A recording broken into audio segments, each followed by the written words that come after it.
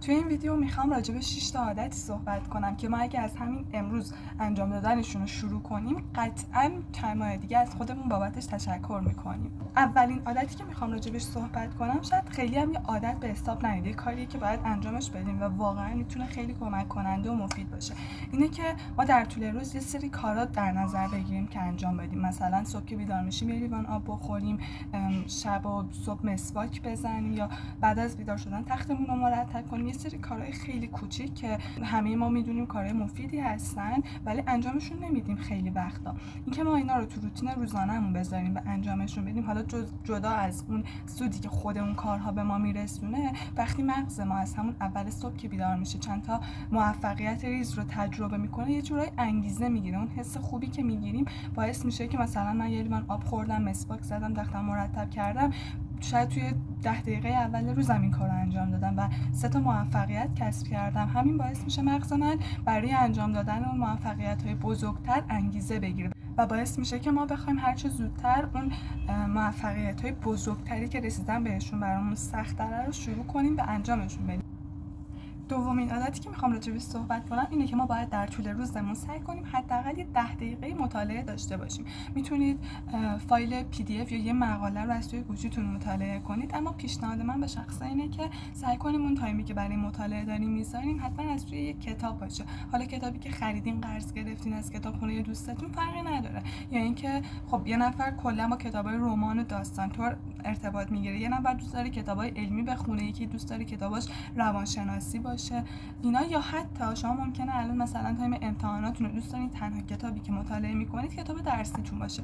عیب نداره شما یه تایمی در طول روزتون مشخص کنید چه هر کتابی که میخونید، مثلا بعد از ظهر، بعد از نهار من پیشنهاد میکنم، یا قبل از اینکه بخوابین، یا همچین تایمایی رو برای خودتون در نظر بگیرید و ببینید که یعنی سعی کنید. حتما هم یه چیز اجباری نیستش که انجام ندادنش به معنی یه شکست بزرگ باشه، اما انجام دادنش یه موفقیت بزرگه.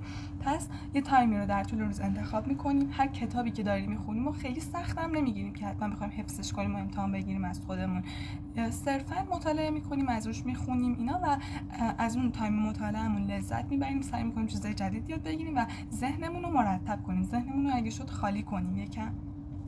سومین عادتی که میخوام راجع بهش صحبت کنم اینه که ما در طول روزمون یه تایمی رو برای ورزش داشته باشیم حتما.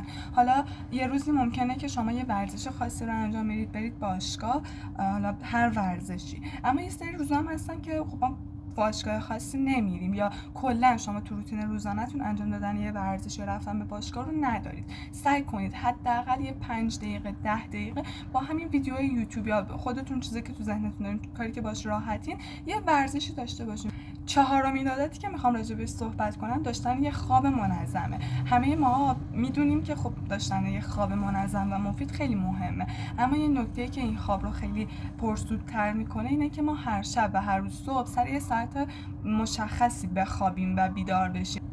بازم میگم اینکه ما نتونیم یه شبی رو مثلا یکم دیرتر بخوابیم یا خسته باشیم زودتر بخوابیم به معنی یه شکست بزرگ نیستش، اما انجام دادنش برای ما یه موفقیت بزرگه. اینکه شما یه ساعت درستی رو برای خوابیدن و بیدار شدنتون انتخاب کنید هم باعث میشه که ذهنتون راحت‌تر شب به خواب بره و صبح از خواب بیدار بشه. چون شما مثلا 3 روز ساعت 10 بیدار میشین، یه روز که بعد ساعت 6 بیدار شین برین به یه کاری برسین، خب بدنتون واقعا همکاری نمیکنه. یا مثلا چندین شب شما ساعت 12 میخوابید، یه شب لازم دارین که ساعت 10 بخوابید، خب بدنتون همکاری نمیکنه. اما مثلا اگه شما هر شب ساعت 11 بخوابید، دیگه یعنی همه شب‌ها بدنتون سر اون ساعت 11 همکاری میکنه باهاتون، زودتر خوابتون میبره. و اینکه اون خوابی که دارید حتما یه خواب مفید باشه. سعی کنید نکاتی که کمک میکنه خوابتون مفید باشه و بدنتون کمتر خسته بشه رو حتما رعایت کنید. اون جای خوابتون نسبتاً خنک باشه، یا قبل از خواب دستشویی برید، آب بخورید، یه تایمی از شامتون گذشته باشه، شام خیلی سنگین سعی کنید نخورید. و نکته‌هایی که بعداً قراره راجبشون بیشتر صحبت کنم. پنجمین عادتی که میخوام راجبش صحبت کنم کم کردن استفاده بی هدفمون از گوشی موبایله. بچه‌ها ما خیلی وقتا میخوایم یه 5 دقیقه مثلا پیاممون رو چک کنیم، به خودمون میایم میبینیم که الان یه ساعت دارم تو گوشی میچرخم و هیچ کار مفیدی انجام ندادم، عملاً گوشی وقت منو فقط هدر داده.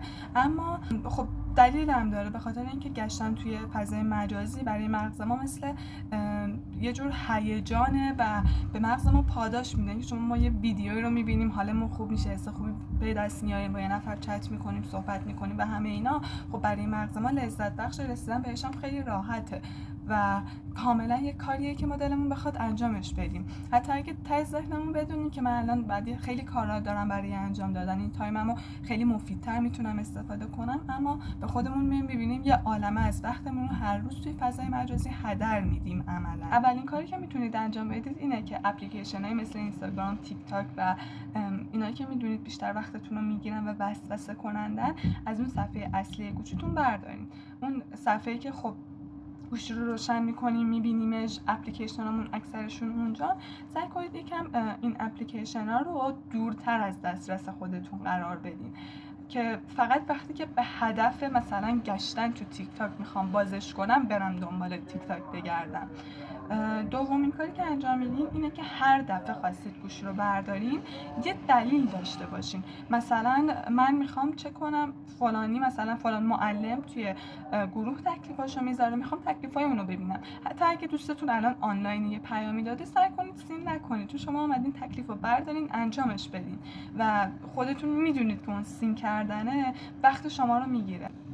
کلا وقتی که گوشی رو برمی‌دارین به خاطر یه هدفی، اون کارو که انجام دادین گوشی رو به هر قیمتی که شده بذارید زمین، هدفتون رو انجام بدین، بهش برسین.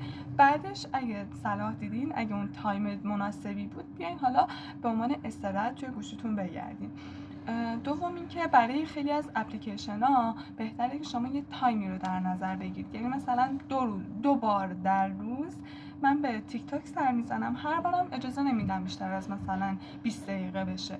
یا 2 بار در روز من مثلا در مجموع اینستا و تیک تاک میتونم بینشون انتخاب کنم. یه روز خب کلا تو اینستا میگردم، یه روز تو تیک تاک، و این 2 بار هیچ کدوم نباید بیشتر از نیم ساعت بشه. اینو برای خودتون تعیین کنید و همه سعیتون رو بکنید بهش پایبند باشید.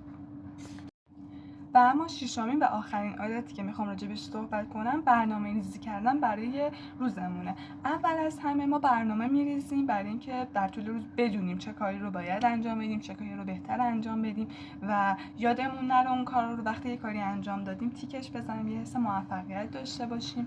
و برنامه ریزی کردن به این معنی نیستش که ما دقیقه به دقیقه روزمون رو تعیین کنیم، حتما باید اون کارا رو انجام بدیم، انجام ندادنشون یه شکست بزرگه. خیلی وقتا خب اصلا یه برنامه غیر منتظره پیش میاد که خیلی وقتا ما ممکنه که شب قبل برنامه می‌ریزیم این کارو انجام بدیم، صبح که بیدار میشیم سرما خوردیم یا یه مهمونی میاد. پس برنامه ریزی اون کارهایی که ما سعیمون رو می‌کنیم انجامشون بدیم. و اینکه اول از همه 3 تا کار رو تعیین کنید که میخوام بهشون برسم. مثلا زبان بخونم، یه سازی رو تمرین کنم و ورزش کنم. بعد جلوی هر کدوم از اینا میتونید به ریز موضوعات تقسیمشون کنید. مثلا زبان خوندن اینه که فلان قسمت تکلیف معلممو انجام بدم، یا برم این گرامر رو توش ضعیفم مرورش کنم، لغت‌های مثلا هفته پیش رو یه دور مرور کنم اینا. یا ورزش کردن برای خودتون میتونید توی اون ریز موضوع تعیین کنید که خیلی خوب صبح مثلا بیدار شدم با یه ویدیو یوتیوب 10 دقیقه ورزش کنم، یا شب قبل از خواب یه مدیتیشن یا یوگای مخصوصش رو داشته باشم. اینا رو به ریز موضوعات تقسیم کنید و یادتون باشه ما برنامه می‌ریزیم برای اینکه با انجام دادنشون حس خوبی بگیریم، نه اینکه انجام ندادنشون توی ما یه حس گناه به وجود بیاره. یه عادتی که واقعا کمک کننده است ژورنال نویسیه، اما من نمیخواستم توی این ویدیو یکم سرسری از کنارش رد شم. پس توی ویدیو بعد قراره مفصل راجبش صحبت کنم و هر چیزی که میدونم رو باهاتون در میون بذارم. مرسی که تا اینجا ویدیو نگاه کردید. اگه عادتی رو میدونید که من نگفتم یا این نکته راجع به این عادت‌ها بودش که ذکر نکردم اما مهم و کاربردی، خوشحال میشم بهم بگید.